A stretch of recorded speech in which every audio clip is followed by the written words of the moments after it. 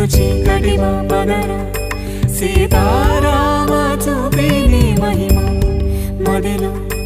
అసురాలిని మా పదర మదమత్సర క్రోధములే మా నుంచి తొలగించి సుగుణాలను కలిగించి హృదయాలను వెలిగించి మా జన్మము ధన్యము చేయుమురా